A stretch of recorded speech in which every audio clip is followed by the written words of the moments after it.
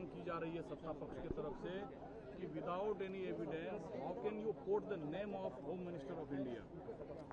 आदरणीय मित्रों, जब भी पुलिस द्वारा फायरिंग की जाती है जो सीधे सीधे गृह मंत्री श्री अमित शाह जी के नीचे आती है, तो क्या उसके लिए गृह मंत्री जिम्मेवार हैं या नहीं? साफ बात है कि गृह मंत्री जिम्मेवार हैं। और अगर हिंदुस्तान के बच्चों पर गृह मंत्री की जानकारी के बगैर फायरिंग हो रही है, तो फिर गृह मंत्री को अपना पदभार छोड़ देना चाहिए, क्योंकि इसका मतलब उन्हें अपने मंत्रालय के बारे में कुछ पता ही नहीं। तो दोनों केसेस में या तो गृह मंत्री ने फायरिंग के आदेश दिए, जैसा राहुल गांधी जी ने स्पष्ट तौर से कहा, या फिर गृह मंत्री सामने आए देश के और कहें कि उन्होंने ये आदेश नहीं दिए। इसका मतलब उन्हें गृह मंत्रालय चलाना नहीं आता।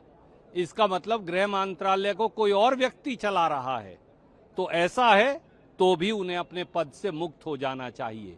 तो जो राहुल जी ने कहा वो सही है, क्योंकि हिंदुस्तान के युवाओं पर लाठी गड़ी कीलों से, पैलेट गन से, AK-47 से, लाठियों से, अश्रु गैस से अगर हमला बोला गया, जानलेवा हमला बोला गया, तो उसके लिए मोदी सरकार और मोदी सरकार के गृह मंत्री सीधे सीधे जिम्मेवार हैं। वो जिम्मेवारी से बच नहीं सकते। उन्हें संसद, सदन और पूरे देश के समक्ष आकर अपनी जिम्मेवारी माननी चाहिए। राहुल गांधी जी ने सत्य कहा। आप लोग इंक्वायरी डिमांड कर रहे हैं या सीधे अमित शाह को जिम्मेदार मान रहे हैं? दो अलग चीजें हैं। जिम्मेवारी सीधे सीधे देश के गृह मंत्री की है।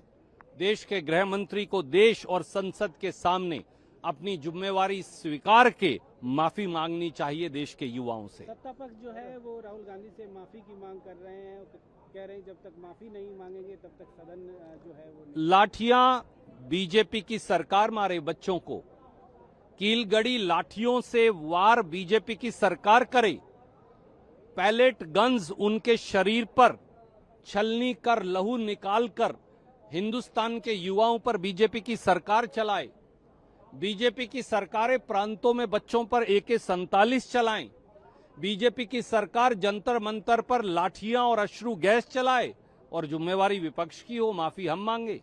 ये क्या है? ये कौन सा मजाक कर रहे हैं वो देश के प्रजातंत्र से और देश के युवाओं से?